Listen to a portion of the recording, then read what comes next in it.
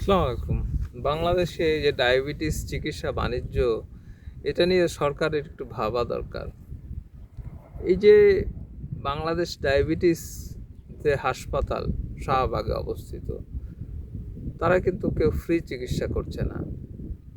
এবং আপনি দেখেন যে কি পরিমাণ রোগী সেখানে হয়। একটু যদি একদিন সরকারি কোনো টিম সারাদিন অবজারভেশন করে তাহলে দেখতে পারবেন যে ডায়াবেটিস জনিত যে সমস্যার কারণে মানুষ আসেন এবং কী ধরনের হয়রানি তারা হয়ে থাকেন।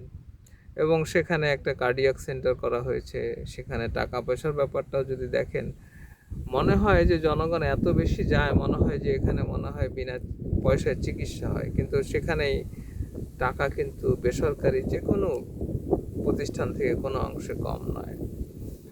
এবং আমরা এই যে চিকিৎসা ব্যবস্থাটাকে যেভাবে রেখে দিয়েছি, ডায়াবেটিসের নামে যে চিকিৎসাটা হচ্ছে সারা বাংলাদেশে, আসলে কি হচ্ছে? ওষুধ দিয়ে কখনো ডায়াবেটিস নিয়ন্ত্রণ করা সম্ভব নয়, ইনসুলিন দিয়েও সম্ভব নয়। জীবনযাত্রার পরিবর্তন ছাড়া এই ডায়াবেটিসকে কন্ট্রোল করা কোনোভাবে সম্ভব নয়। ডায়াবেটিস চিকিৎসার জন্য যে ধরনের এডুকেশন দরকার, যে ধরনের সামাজিক পরিস্থিতি তৈরি করা দরকার, সেটি ব্যাপারে কারো কোনো যেন দায়বদ্ধতা নেই। ডায়াবেটিস একটি সময়ের রোগ, অর্থাৎ এই যে 2000 সালে মানুষের যে জীবনযাত্রার পরিবর্তন হয়েছে, মানুষ আগে রাস্তাঘাটে হাঁটার যে একটা পরিবেশ পেত, মানুষ কোথাও হেঁটে যে একটা জায়গায় যেত, গায়ে রৌদ্র লাগাতো, ভিটামিন ডি তারা পেত, এবং তারা তাদের জীবনযাত্রার মধ্যে ক্যালোরি যে ক্ষয় করার একটা সুযোগ ছিল। এখন কিন্তু আপনি ইচ্ছে করলেও সেটা পাবেন না। আপনি ঢাকা শহরে কয়টা পার্ক রয়েছে হাঁটার জন্য, কয়টা জায়গা রয়েছে মুক্তভাবে চলাফেরা করার জন্য। আপনি নগর পরিকল্পনার ক্ষেত্রে আপনাকে কিছু কিছু ক্ষেত্রে ভাবতে হবে, ফুটপাতগুলোকে এমনভাবে তৈরি করতে হবে মানুষ যেন হাঁটতে পারে। আশেপাশের পরিবেশে হাঁটার একটা জায়গা যদি না থাকে, সাইকেল চালানোর যদি জায়গা না থাকে, আপনি ডায়াবেটিসকে কন্ট্রোল করতে পারবেন না। ডাক্তারদের মধ্যে এই যে জীবনযাত্রা পরিবর্তন করার জন্য রোগীদেরকে যে তাগিদ দেওয়া, সেটাও আমরা দেখছি না।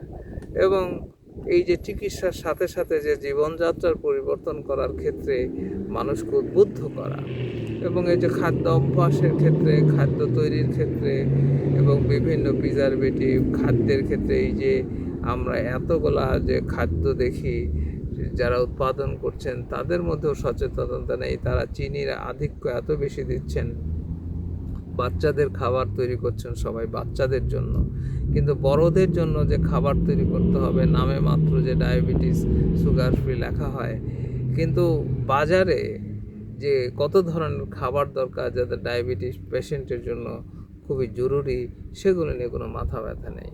শুধুমাত্র ওষুধ আর ইনসুলিনের উপর নির্ভরশীল হলে এই ডায়াবেটিসের কিচ্ছু হবে না, অর্থাৎ এই চিকিৎসা, ডায়াবেটিসের চিকিৎসার জন্য কিচ্ছু হবে না। মানুষকে আরও ক্ষতিগ্রস্ত করবেন, মানুষকে আরও মৃত্যুর দিকে ঠেলে দিবেন। কারণ হচ্ছে ডায়াবেটিসের ওষুধ কখনো ডায়াবেটিসের চিকিৎসা করে না, এটাকে শুধু নিয়ন্ত্রণ করতে পারে। ডায়াবেটিসের চিকিৎসা আপনাকে নিজেকেই নিজের শরীর দিয়ে করতে হবে, নিজের খাদ্য অভ্যাস পরিবর্তন করে করতে হবে, আপনার জীবনের যে লাইফস্টাইল সেটা পরিবর্তন করতে হবে, আপনাকে হাঁটাচলা করতে হবে, আপনাকে জিমে যেতে হবে দরকার হলে।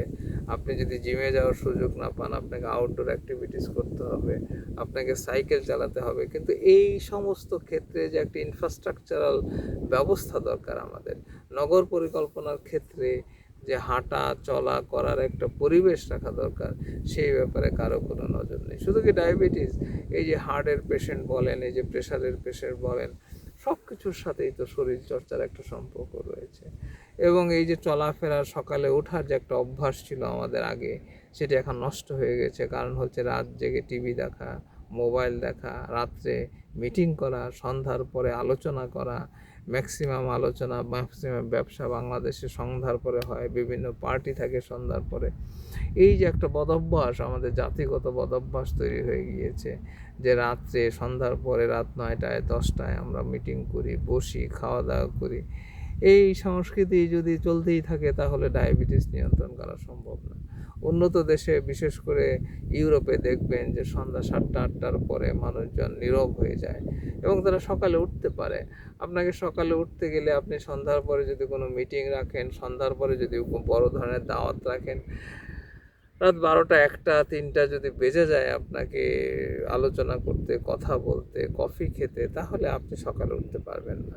এবং সকালে না উঠতে পারলে আপনি ডায়াবেটিস নিয়ন্ত্রণ করতে পারবেন না। কারণ হচ্ছে যে সকালের যে আবহাওয়া, সেই আবহাওয়াটা আপনাকে গায়ে লাগাতে হবে, সেই সময় হাঁটাহাঁটি করতে হবে, সেই সময় কাজে বের হতে হবে। এবং এটা গবেষণায় দেখা গিয়েছে খুব সকালে যদি কেউ উঠেন তার ডায়াবেটিস কন্ট্রোল 50% এমনিই হয়ে যায়। তাকে আলাদা করে আর জিমে যেতে হয় না, আলাদা করে আর ব্যায়াম করতে হয় না।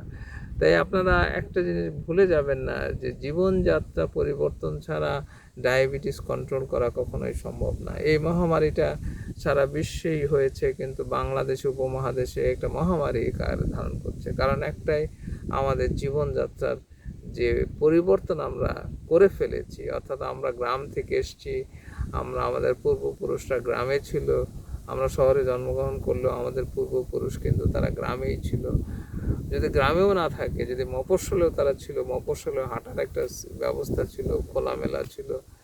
যারা ঢাকা শহরে ছিল তারাও অনেক খোলামেলা ঢাকা শহর পেয়েছেন। এখন আমরা একটা ঘিঞ্জি, অমানবিক একটা ঢাকা শহর পেয়েছি। এই ঢাকা শহরে স্বাস্থ্য সুন্দর রাখা খুবই কঠিন একটা বিষয়। তাই ডায়াবেটিসকে যারা ব্যবসা হিসাবে নিয়েছেন, এই যে ডায়াবেটিস হাসপাতালগুলো, আপনারা দয়া করে লাইফস্টাইল পরিবর্তনের দিকে পেশেন্টদেরকে নজর দিতে বলেন এবং ব্যবসাটা আপনারা কম করেন।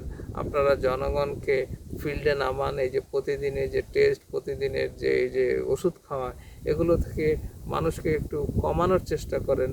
মানুষকে জীবনযাত্রার যে পরিবর্তন, সেটার উপরে আপনার গুরুত্ব দেওয়ার চেষ্টা করেন। এটি কিন্তু সরকারেরও দায়িত্ব রয়েছে। সরকার শুধু চোখ বুজে থাকলে হবে না, সরকারকে খুব নিবিড় মনিটর করতে হবে যে এই ডায়াবেটিস হাসপাতালগুলো আসলে চিকিৎসা করছে নাকি নিয়মিত ডায়াবেটিসদের রোগী নিয়ে শুধু তারা খেলা খেলছে এবং তথাকথিত ডায়াবেটিসের চিকিৎসায় তারা ব্যস্ত রয়েছে। এগুলো কিন্তু সরকারের খেয়াল করতে হবে।